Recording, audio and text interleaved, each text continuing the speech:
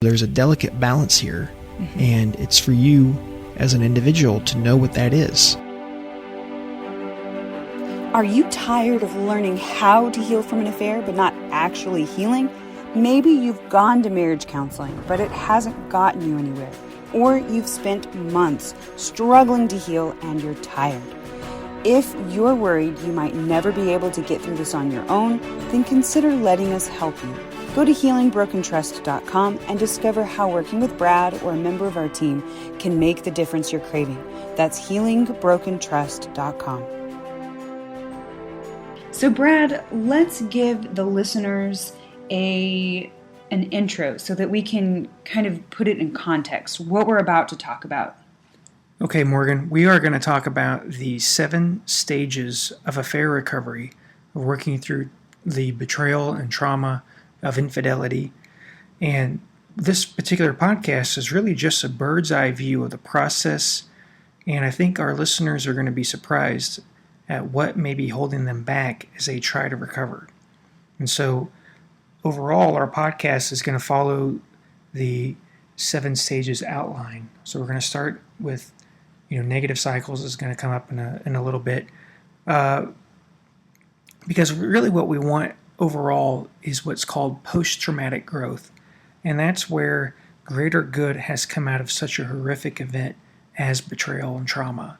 Okay. And post-traumatic growth is, if you've never heard that term, that's just where you go through something terrible, you're not glad you went through it, but greater good has come out of it. Whether you choose to stay and work on your relationship or you choose to not be in the relationship, but greater good has come out of it in your life. Okay, so what you're saying is basically the 7 stages of the recovery process. This is really a foundational episode because everything that we're going to talk about going forward is really in sort of this in context. The 7 stages are kind of the context. Yeah, 7 stages is just the bird's eye view of the healing process, what that looks like. Gotcha. And so why is this so important for them to listen to? Well, here's why. Because you need a good roadmap if you're going to go do anything. If you're going to go find a new restaurant in your city and it's a fairly large town, you're going to need, and you've never been to that restaurant, you're going to need GPS, you're going to need a map to get you there. And this 7 stages of affair recovery is a really good map that's going to show you how to get there, where you need to be to begin to heal effectively. Right, yeah. Heal so you don't have a limp, but eventually heal where you're stronger and better than you were before.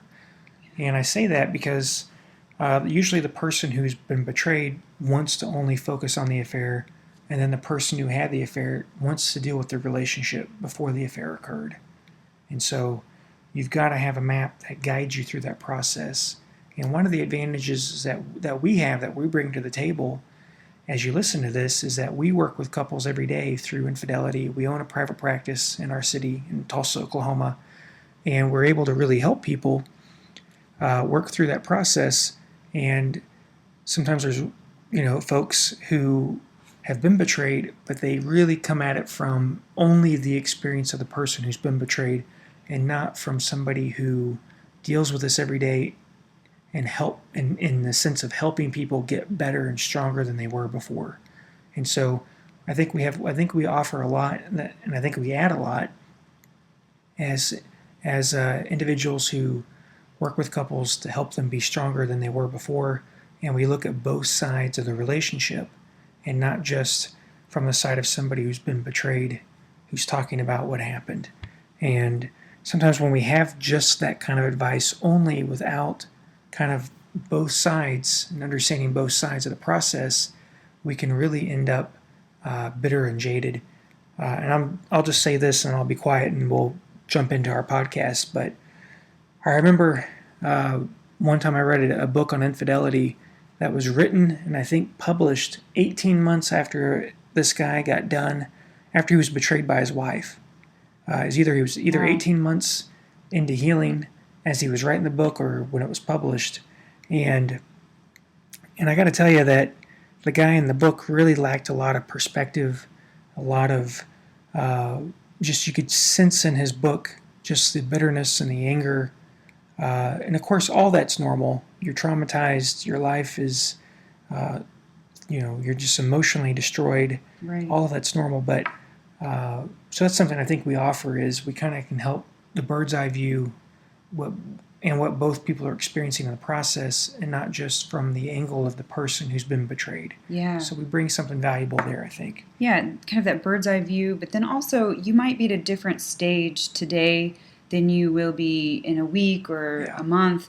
And so kind of knowing where you are right now and where you might be later is really important to know, because the healing process will look different to, a month from now, 3 months from now, than it will even today. So we really need to know kind of where you are now, where you're going, and then that way you can really, the mystery is not there. Yeah. It's very clear, and it's not as scary. And so then the traumatic symptoms won't be as difficult. So this, I think this episode with what we're going to talk about can really help the healing process just that much faster, because you know where you're at. Oh, yeah. I had a client one time who, after listening to this, said, "Oh my gosh, I realized where I got held up. I got held up in the meaning stage. I have been suffering because I haven't understood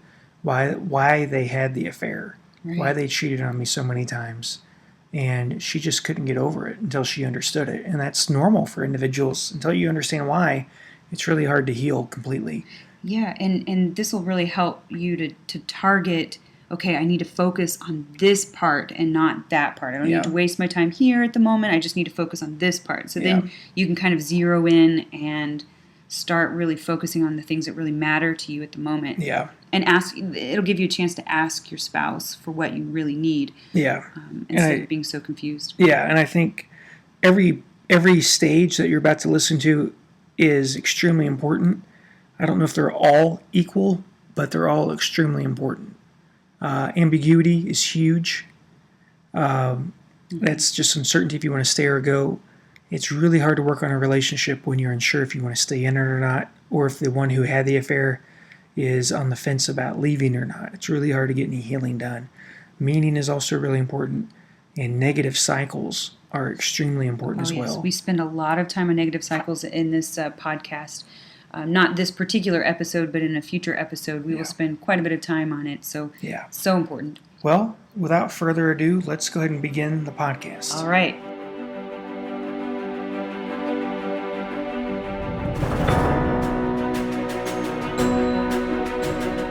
Brad, talk to our listeners about how these stages work. Okay, Morgan. Affair recovery is a process. So working through these stages is a process. And each stage must be successfully dealt with in order to heal. You can't skip a stage. Mm-hmm. With that being said, working through these stages, it may be simultaneously dealt with. So when you're dealing with one stage, you may also be simultaneously dealing with another stage as well. All we did is just put on paper what couples do to help them know that there's a roadmap to healing and a way to recover from this. Right. And Morgan, I want to go ahead and start with the most important, all of these are important, but probably the most important stage to healing. And this stage right here is the engine that creates the change, that allows a couple to work through this affair recovery process. And that is turning the negative cycle into the positive cycle. And let me explain that. Honesty, that's vital to recovering from an affair, but it's not the greatest hindrance to healing from an affair. The negative cycle is typically the greatest hindrance to a couple recovering from an affair. Negative cycles, those are the fights and disagreements that couples experience when recovering from an affair. If you are not consciously aware of the negative cycle and what you are contributing to it, it will be difficult to avoid it. Negative cycles take different forms. They can involve arguments, or they can involve emotional distance. Couples can argue or just try to sweep things under the carpet. You know you are in a negative cycle when you and your spouse are stuck in a rut and you find it very difficult to get out of it. Right, because you don't feel close. You don't feel close. You're doing things to either try to make things better, and that can involve the arguing, trying to get things better, or sometimes people do something different. They just sweep things under the rug, the carpet, as a way to make things better. Right. And that's actually a different type of negative cycle. It's counterproductive. It's very counterproductive, and it keeps people distant. And Morgan, go ahead. It keeps people from feeling like they can be honest. Because like you're saying, honesty is vital, but that negative cycle keeps people from feeling like they can be honest without repercussion. Mm-hmm. Well, and here's the thing, too. You're going to hear from all kinds of sources how important honesty is, and honesty is vital. Right. I mean, it's. I would say that's probably the second thing you need, but people overlook the negative cycle. Right. Because with this negative cycle, you can't move forward. You can't move forward through the other stages. You can't reach the last stage that we're going to talk about today, post-traumatic growth. You can't really have a marriage that's stronger than it was before, that was better than it was before, more intimate and closer, if you don't deal with the negative cycle. And that negative cycle can be the fighting, or it could just be the distance, avoiding each other. Right. And so... Not talking at all. Not talking at all. And here's, Morgan, I want to say this before we go on to the next step, the next stage in the affair recovery model that we have. It's the negative cycle, how we get out of... Here, the negative cycle is the engine that creates change in the recovery process. It helps you move forward in the recovery process, and this cycle is fueled. The fuel of the change, the fuel of what creates change as you work through the negative cycle is primary emotion. And we're going to discuss that more in this affair recovery program. Basically, primary emotion is the core emotion that we experience. Things like hurt, sadness, fear, feeling unworthy. It's when sharing that and feeling that and sharing that with our spouse, that is what helps us begin to get out of the negative cycles, along with being aware of what we're contributing to it, and it helps us begin to deal with these relationship injuries. And move into the positive cycle. And, yes, exactly. And we move into the positive cycle. Our bond is deeper with each other. We feel closer with each other. And as we share these primary emotions, we are deepening our bond with each other because we begin to share our fears of getting closer. Right. And sharing those deep those emotions underneath the secondary emotions, that moves us out of the negative cycle and into a positive cycle, where we're able to move close to each other, like you're saying, right? Yeah, and what couples often do is they may be feeling hurt, and they may be feeling sad and afraid and unworthy, and they may even share that kind of stuff, but it comes from a place of frustration, it comes from a place of anger, and the listener isn't able to really grasp the meaning. Right. And when that message, that primary core emotion of hurt, sadness, fear, feeling unworthy is shared without the frustration, without the anger, without the resentment being present, just the pure openness of that, the vulnerability even, when that's shared, the listener, the person you're sharing that to, your spouse, as you're working through this affair, when they hear that, they're going to want to be there for you. They're going to want to stop doing what they're doing that hurts you and what causes you to want to distance from them. Right. It's going to help you let down your guard, and it's going to help you guys both have a marriage that you haven't had before. Your marriage will be stronger, and it's going to help you deal with this huge relationship injury, this infidelity or infidelities that have occurred, and it's going to make your bond deeper. And we go into that in this affair recovery program that you have. Right. And like you said, it's not necessarily steps, that are rigid. This cycle, this positive cycle that you're creating is going to be you're going to be doing this throughout the whole recovery process. Yes, I'm glad you said that. You're going to be using this, and you're going to want to go ahead and listen to the negative cycle information that you have when you're done with this. And we talk about how to work through the negative cycle, more information about primary emotion. We're going to talk about secondary emotion and how to share that with each other. And you're going to want to use this throughout this whole recovery process. Right, through each step. Yeah, and you're going to want to continue to use this even after you guys have recovered from the affair, even when you've reached our last and seventh stage of recovery, the post-traumatic growth stage. You're going to want to continue to use that. Right. And so the first step in the affair recovery model that we have is turning the negative cycle into the positive cycle. Right. The first step or stage is that. The second stage is discovery. And this is what most people, and let me say this, Morgan, about the negative cycle is, here's the kicker with the negative cycle. If you don't deal with the negative cycle, you are healing with the rut that you guys were in that got you into the affair. Right. That same basic dance, that same pattern that you guys had before, that same cycle that you had before the affair, you're healing with that. Right. So you have to deal with it. Trying to heal. But most people don't ever address that. Right. And in fact, I hear very little about the negative cycle. That same pattern of criticizing, demanding, withdrawing, stonewalling cycle that you got into before the affair happened is what you're using. That's those same ways of communicating. You're using that to try to heal from the affair, and it's just not going to work. So we've got to change that. Yeah, exactly. And so that's really important. Most people are familiar, most people think the affair recovery process starts with the moment of discovery. But for us, that's the second part of our affair recovery model. Right. And so the second stage is discovery. And here's one of the key things about understanding discovery.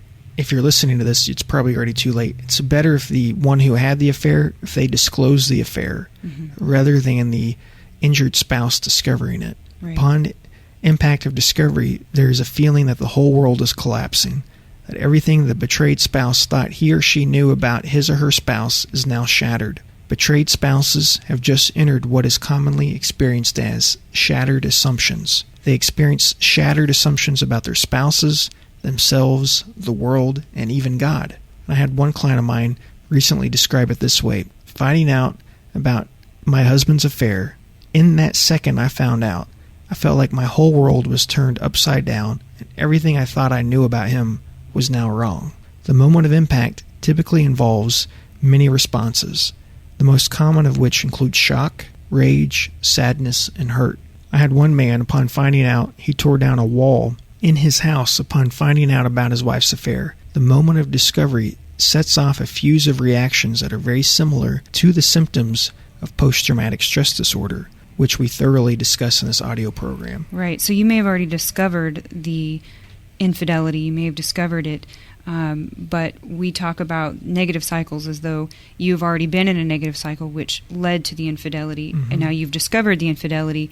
And like we said, it's not a necessarily linear step-by-step process. You're going to be working through these cycles. Even though you've discovered it, you're going to be working through those cycles. Yeah. And Morgan, I do want to say this, though. Violence is never condoned. It's never acceptable for any reason, even if you've been betrayed. Right. Even if you walk in on your spouse with somebody else, violence is still not acceptable. Right. Your physical safety should be your top concern. Right. Which is very important. Yeah, that's very important. Yeah. Okay, it doesn't give you a license to be violent. Exactly. And so the third stage of the affair recovery process is ambiguity. Right? It's very normal. This is where, after the affair is made known, you must decide if you want to remain in the marriage or if you want to go. Deciding to stay or go will vary for different reasons for each spouse after the affair is made known. For the spouse who was involved with someone else, it will depend on how deep their connection was with the affair partner and how burnt out in the marriage they were before the affair happened. For the betrayed spouse, it will largely depend on how honest the betrayer is after the affair has been discovered. So obviously there are many other factors that influence a couple deciding to work through the affair, which we cover in the audio program. And another thing that we mention as well, don't make any major life decisions in this beginning, the beginning of discovering the infidelity. Give yourself time because, in your pain, you can make decisions that are just not the best for you going forward in your future. You may feel differently a few months from now. So give yourself time. Morgan, I'm glad you said that because that's really important. Something else that's really important, Morgan, is that 72% of individuals, men and women both, it's the same number, 72% choose to work on their marriage after the affair is made known. It's very important. And that's important because I've had many people say, is there something wrong with me for still being here? Am I just crazy for Am I nuts? Still wanting to be desperate? with them? And, I have issues from my childhood. Is that why I'm still here with them? And I'm sharing that because it's normal to work on a marriage after an affair. There's nothing wrong with you. Doesn't mean you're codependent. Yeah. Doesn't mean you have some kind of childhood issues. Right. things like that, it's normal for a person to want to work on their marriage after an affair. Right. It's more normal than giving up. It's true. That's a good way to put it. So as you work through your feelings of uncertainty about staying or going, you both may alternate between feeling both of these options, whether staying or going. You're going to alternate. One day you might feel like you want to stay. The next minute you'll be like, I'm getting out of here. And that is something that may occur multiple times a day, even in the coming weeks for both of you. So just know that going back and forth between wanting to stay and wanting to go is very normal in this ambiguous time of discovering the affair. And for many couples, that can last weeks. Some couples, it lasts several months. Right. Where one of them is on the fence about that. Right. And what we've noticed that keeps the spouse who had the affair in this place of ambiguity longer is when they still have contact with the affair partner. Lingering feelings about the affair partner can perpetuate the period of ambiguity and prevent the involved spouse from being emotionally invested back into the marriage. So when that happens, it's obviously very hard to rebuild the marriage and to bring new life into the relationship. So, that's important. Cutting off the affair is very important. That is huge, Morgan. Yeah. It's really huge. Right. The third step in our affair recovery model is trauma. Mm-hmm. And trauma basically means a deep emotional wound. And trauma, in virtually every couple I've worked with, the betrayed spouse had several symptoms of post-traumatic stress disorder. And I do want to say this, though. Not everyone that I've worked with has had symptoms of PTSD, but the overwhelming majority have. Mm-hmm. Also, please note that I'm not diagnosing you with that if you've been betrayed. I'm not diagnosing you with post-traumatic stress disorder just by listening to this audio program. Right. Generally, once a couple starts working on the affair, the first 3 months will be when the emotional pain is at its most intense. If working on the affair is delayed or halted completely, the feelings of pain and resentment will still be there until they are addressed. And that's why we talk about not making major life decisions in this first part of discovery, because your pain is so intense. You don't want to make life decisions that will really change the direction of your life at this part of the recovery process. Yeah, and that's true. I do want to mention this.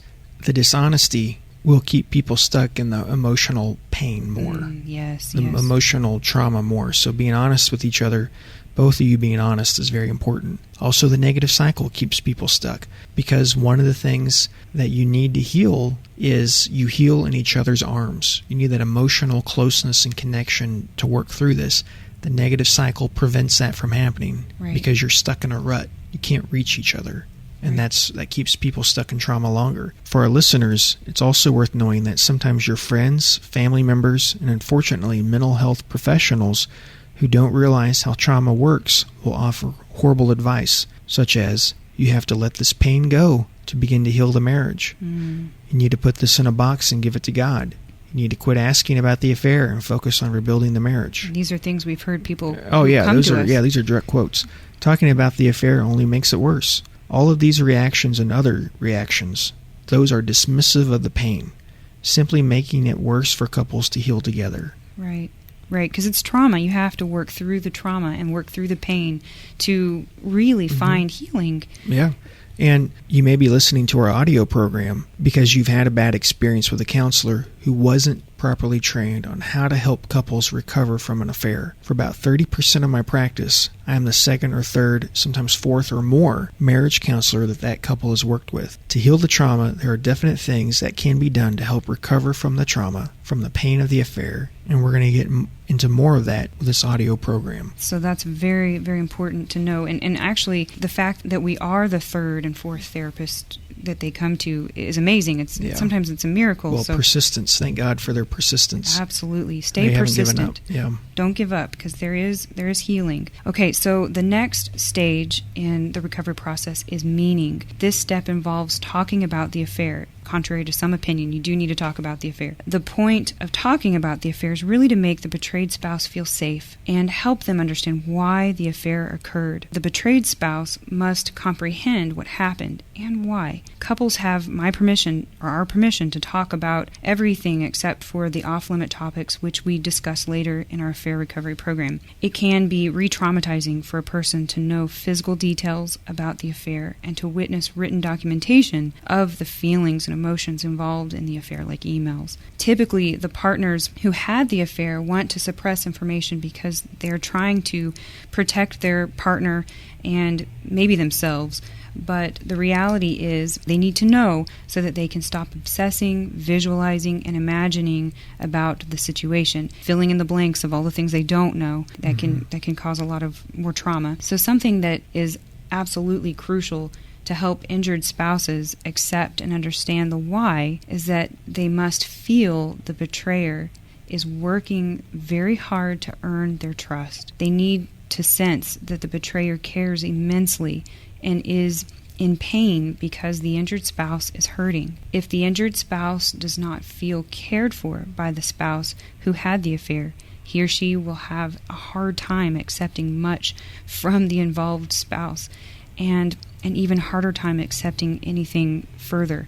So it's really important to feel like they're really trying in this process. Morgan, that's important. Yeah. I do want to say a couple other things. Okay. And one of these is going to be controversial, and that is if the one who's been betrayed, working through this, the affair recovery process, with meaning, in my experience, it's always easier if individuals who have been betrayed, if they have been cheated on, and if they are aware of what they contributed to the climate of their marriage that maybe helped create some vulnerabilities, they typically do much better than those who don't see any responsibility that they have in the climate of the in marriage. the climate of the marriage that made some vulnerabilities for cheating possible. Right, and we're not saying that you are responsible for your spouse's decision to cheat. We are only saying that there was a climate in the relationship before the infidelity occurred, and you're aware of your involvement in the negative cycle. I am not saying you held a gun to your spouse's head and said, cheat on me or I'm going to shoot your brains out.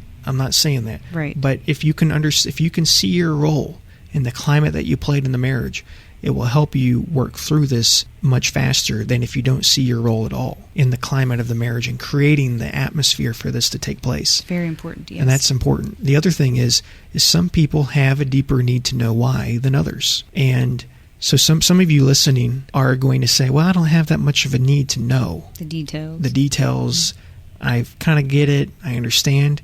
You're going to do much better than those who have to know every single detail. And it's not for me to say you can't. I'm going to tell you there's certain, like Morgan just said, there's certain things you don't want to know. We're going to get into more of that in the Fair Recovery program.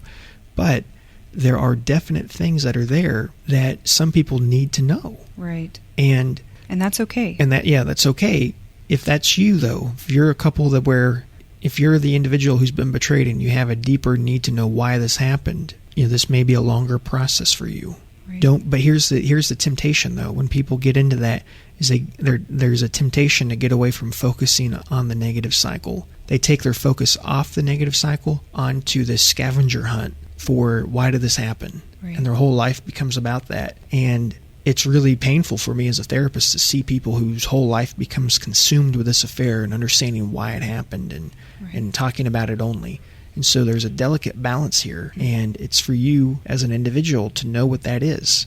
And I would say you want to favor working on the negative cycle and dealing with that, because so many times when people get caught up in the why and not knowing why, they're also caught in the negative cycle. Right. And if you can redirect your focus onto the negative cycle and sharing those primary emotions, that will help you get unplugged with the why. And listen to the information that we have on finding why this happened. That can help you unplug this. Right, and so that's very important. So let's move on to the next stage. Forgiveness, and we'll be done here shortly. The next step in this fair recovery process that we've developed is forgiveness. And there's two types of forgiveness. The first type of forgiveness is important because it means letting go of all the bitterness and resentment that comes from being betrayed. That's huge. It is. The second type of forgiveness is also important because it allows the betrayed spouse to put his or her guard aside, allows them not to be guarded with the one who betrayed them. And it allows them to let that person back into their heart and their emotional world. It allows them to be vulnerable with them. Until forgiveness happens, an injured spouse may remain cold and distant. And in this program, for both types of forgiveness, we will walk you through the process of forgiveness, not the one-time event of forgiveness. And many times people say, well, I've forgiven you. Right. Yeah, or you've forgiven me. Why do you keep bringing this up? Yeah, but it's a process. Right. And that's really important to know that. Yeah, the fact that you're even here trying shows that you're beginning the process of forgiveness. It's already started. Right. Someone once said, forgiveness is easy until you have someone to forgive. Right. Forgiveness cannot really take place until the injured spouse feels like the affair is over and the pain has stopped. You can't let somebody back in until you feel like the affair is over. Right. And it's safe to open up again. Yeah, and it's safe to open up again. The spouse who was involved in the affair, they've become a source of healing, and the injured spouse believes it won't happen again. And we're going to discuss what forgiveness is and isn't, and what is needed for forgiveness to happen more in this audio program. Right, which is very, very important. It's a very important stage. The next stage is about post-traumatic growth, and this would be the final stage. Once again, this is not a linear process. Not every step is consecutive. And Morgan, this is what we're working for. Right. This is what we're building towards. We're building towards post-traumatic growth. And growth happens when we experience pain and loss. I mean, we just naturally will grow during that. Growth is something to strive for, even though not every couple achieves it. And it doesn't matter where you are in the process. You can get there. Not every couple who experiences infidelity achieves growth, because it is a process, and this process requires time and resilience. And some couples just give up too soon, which we don't like seeing. Now, there are 5 general areas of post-traumatic growth. Change in outside relationships, experiencing closer relationships with others. A part of this could be an increase in connection to others who suffer. This also means a deeper connection with your spouse. The marriage is better than it was before in this first general area of post-traumatic growth. The second is deepening one's relationship with God. Sometimes when someone experiences a deepening in their spiritual life, this means a change in their belief system, right? So they're growing. Third, increased sense in one's own abilities and strengths to overcome future obstacles. Commonly, people who've experienced post-traumatic growth will say, if I live through that, I can handle anything, right? It's resilience. There's a new, like you mentioned, just a new confidence that's there. Yeah. The fourth is greater appreciation for life in general.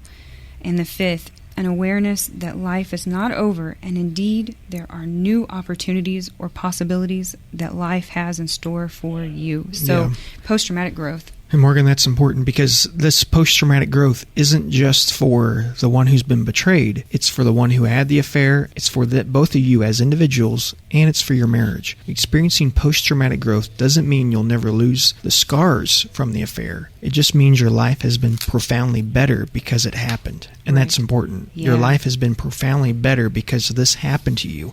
And that's what this audio program is designed to do, is to help you get to that place. Right, where your relationship is better than it ever has before. And you're a better person, and your life is better because this happened. Absolutely. That is possible no matter where you're at in this process. I just want to say this because we're going to be done in a second. I had a couple I worked with for several weeks, and I'm usually very optimistic working with a couple, but this particular couple, I was thinking, if we don't have a profound change happen in the next little bit here, you know, they're going to be done with counseling and they're going to be done with each other. And we ended up getting that. And now they are fantastic. And this is a couple that had me even worried about their progress. And I'm super optimistic when working with couples that they can make it work, work through this. And this was one that had me thinking, oh man, this couple's in trouble. And what I'm trying to say is this: no matter where you're at in this process, and this was a guy that had lied to his wife numerous times and had more than one affair, had multiple affairs, and I was their second counselor. They didn't get anywhere else with their first counselor. You can make it. You can do this. And so no matter where you're at, you guys can turn this around. You can reach post-traumatic growth and have a better marriage and be a better person than you were before. No matter how bad you feel about it, no matter how desperate the situation seems, you can turn this around. You're showing up, you're trying, you're doing your very best. There is hope. Yep. So with that, have a wonderful week. We'll talk to you soon. Okay, I'm here with Finn and Stella, and they recently came to one of our workshops.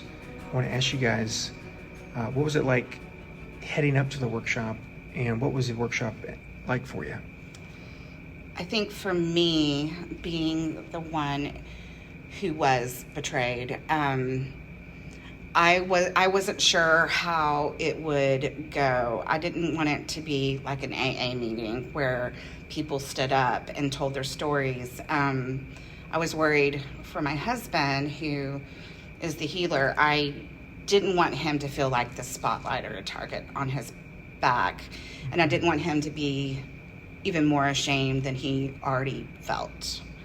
But I also needed to tell my side too, so it was a fine balance. And one of the things that I got out of this so much is that you, Brad, do such a good job, is nobody ever feels attacked or the bad one. Right. There's no bad person. There's no, you're the good person, you're the bad person, but you make us both feel seen. We felt seen. I feel like what he went through, you understood his trauma, because he had trauma as well, and you understood mine.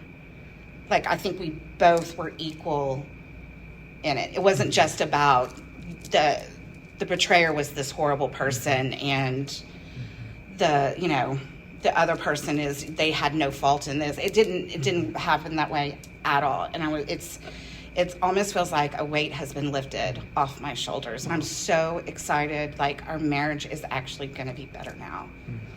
Yeah, from my side with Stella, I just wanted to, she was having those triggers. I was learning to be on the caring side. I went to the 6-week program online, and I really got a lot out of that. Really understand the healer part of being there for her, being calm, but she was having triggers. And I remember one night we sat in bed, and she was having a major trigger. She was flooding, and I told her, I said, look, I'm sorry. I do not know how to help you with what you're going through right now. But I'm hoping that this workshop that we're going to would help you with that. Also help myself and how to work through these triggers and the things that is going on with our relationship and how to communicate better. And that's a major thing that I got out of this workshop. I mean, it was really, really good. If you're open and honest and willing to accept, your side of it, not blaming the other person, no matter what. Look, I'm going to make myself better. I'm going to make myself happy for my partner. Then this workshop is just incredible. It really is. That's good. What was the workshop like? What did you guys get out of it? Go ahead, Stella. I think for me, after every day, I actually felt better, which I was shocked by. I really thought we were going through heavy things and working through a lot of heavy things, but I actually felt better, which was shocking to me. Second day for us was extremely hard because we were talking about grief and family of origin, trauma. And that's really hard for both of us. And we were both kind of having some moments of crying, but yet somehow by the end of it, I felt like a weight was lifted off my shoulders. And we had the best conversations I think we've ever had last night. Yeah, the second night. We went to dinner and sat outside in 105-degree heat. And it was amazing. And I know you say don't talk about it afterwards, but you can't help. It's a little difficult. And especially when it's good. Yeah, when it's good. like Stella was saying, the 3 days, I understand the why you do the 3 days, why you have it set up like you have it set up. Recognizing you got to work on the issue first. You got to work on, what happened, the infidelity, that, whatever happened, and then you can start working on the marriage. And you can start working on, but you need to work on kind of your individual trauma and stuff. So getting to really understand that. And then, okay, the second day, let's work on the grief and trauma and triggers. I've had a really bad childhood. A lot of stuff I pushed to the side. I fogged out. I've just said, I'm not going to look at it. I have to look at that stuff, and really, because it showed me the actions that I was taking were because of some of these reasons. And the reasons why I personally got to the part where I had infidelity, that I cheated on her. I was crying and I was shaking. I've never shook like that in my life. But at that time, I was like, okay, I can understand. I started writing down notes of how do I feel, and how, okay, my actions were probably because of this, you know what I mean? And it really was kind of a breakthrough. I mean, I've had a bunch of breakthroughs, but that was another breakthrough. That was huge. Yeah, and then day 3 was. It was good. It was great hearing the stories of other couples because you can relate to it, and also the information you've shown this whole time. You realize that you're not the crazy outlier couple. Like the stuff you have set up. You go, okay, do you have this issue? Do you have this issue? I mean, you nail it right on the dot. Like, I've never seen, it's the craziest thing, because your outline is, okay, this is how I am and what I do, and this is how Stella is and what she does, right. And our couple, and this is why this is what happened and went down this road. And it's like, okay, I guess we're not the crazy outlier. And I've heard this in your podcast. And we're not as special as we thought. Right. And you're not if you unique. just work on these things and do it, you can come out and be successful, and it was, I love it. I really do. Awesome. It helped us tremendously. Oh my gosh, I can't even. To a point to where we didn't know what to do, and I didn't know how to communicate, and now we're.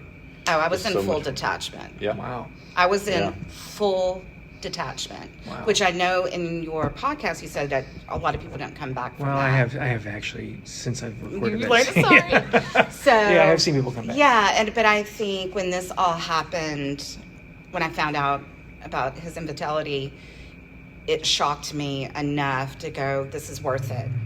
I fought for him. And I was like, no, we're going to work this out. And bad therapist. We had a really bad therapist. And then when I found your podcast, I was like, I almost didn't even, I go, hey, I'm listening to this podcast. I'm going to suggest it. And he goes, oh, I'll totally listen to it. I was like, what? And then once he listened to it, he goes, oh my God, this is us. Mm-hmm. This is us. And then we decided to put the money and invest into our relationship. It's an investment It is in an us. investment. But you got to take that, like, this is number one for us. Yeah. You know what I mean? Yeah. If we don't fix this, it'll never get. And we were going on a fun vacation for our anniversary, and we decided that this was more important. Mm-hmm. And we almost didn't do this, but I'm so glad we made that choice. It was the best choice. It is. That's real commitment.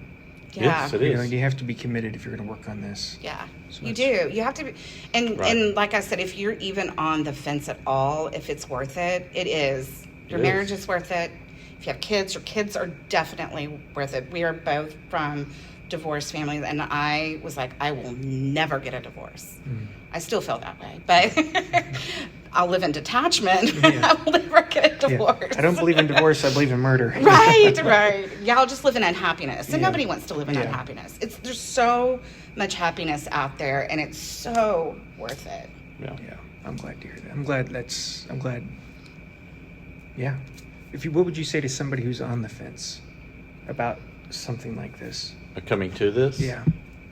I think if you're on the fence and you are afraid to be around other people or around other couples, it is not that situation at all. You don't have to talk if you don't want to. Mm-hmm. You can talk all you want if you want to, because all the other couples that were here and online, we were all kind of different. Mm-hmm. We were all in different phases. We were all different, and that's okay. Yeah, that's okay. And there's, a couple might be 2 withdrawers and they don't want to talk. That's okay. But if you feel like you need to talk and get it off and ask a lot of questions, then that's great too. It's all what you want to make out of it. Mm-hmm. And your marriage is so worth it. You will not leave here not getting something out of it. And me as a betrayer, I was really, I was like, man, I don't know if I want the spotlight on me, because there's already a spotlight already with, with the triggers. And I was like, you know what? I don't think Brad is that way. After listening to your podcast, we both went to the 6-week intensive. So I was like, I really don't think Brad's going to do that. Just call people out and stand up like an AA meeting. Not that there's anything wrong with that, just not in this situation. Right. But then I was like, well, if that's what it takes for us to get where we need to be, but it's not like that at all. I mean, it's sit down, you go through the work, you have exercises, you really sit down and listen and ask questions, and you connect with the other person. Right. You connect with the other person. You kind of go through it together.